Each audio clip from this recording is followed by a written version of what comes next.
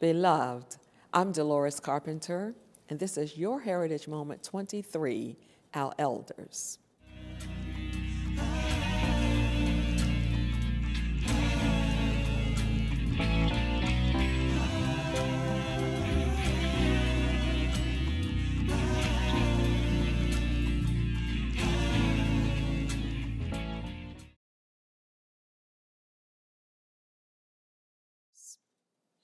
Our elders gave us birth. They loved and cared for us.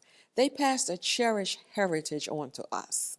Our elders carefully educated us and opened our eyes to the beauty of our past and the hopefulness of our future. They taught us to love ourselves and one another. They filled their lives with art, poetry, and literature. Excelling whenever given the opportunity, they were brilliant, creative, and inventive, leaving us a rich, imaginative legacy. We remember those elders whose names are lost in history and who were washed away in the Middle Passage. We honor them before God. Let us pass the wisdom mantle from generation to generation by celebrating those of advanced years in our midst, diamonds 80 years and older, Hope Diamonds 90 years and over. One of our wisdom elders is journalist Ida B. Wells Barnett, who said, quote, "Eternal vigilance is the price of liberty," end quote.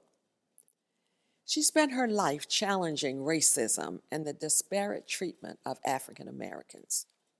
In 1892, she covered a story that achieved worldwide notoriety and changed the course of her life. Three men, one a friend of hers, opened the People's Grocery Company in Memphis, Tennessee. Whites attacked the store, shots were fired, and over 100 black men were arrested. The three owners were taken from their cells by a white mob and lynched. The murderers were never arrested. Three black men paid with their lives because they dared to compete with white businesses. In 1895, Ida B. Wells Barnett wrote the book Red Record, a detailed study of the history of lynching.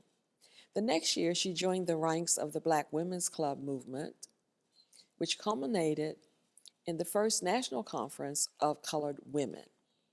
In 1909, along with four others, Wells called for a conference in response to 3 days of racial violence in Springfield, Illinois, which eventually led to the establishment of the NAACP. One of our male elders is Professor Benjamin Quarles, who taught at both Dillard and Morgan State University. His essays won national acclaim, the first by an African American to be published by a white historical society, the Mississippi Valley Historical Review. Quarles became a bright and shining star, serving as vice president of the National Urban League, and from the 1950s to the 1980s, publishing more than 8 books on African American history. African Americans are a noble people, anointed by God to honor the legacy of their elders. Remember, don't worship without your heritage moment.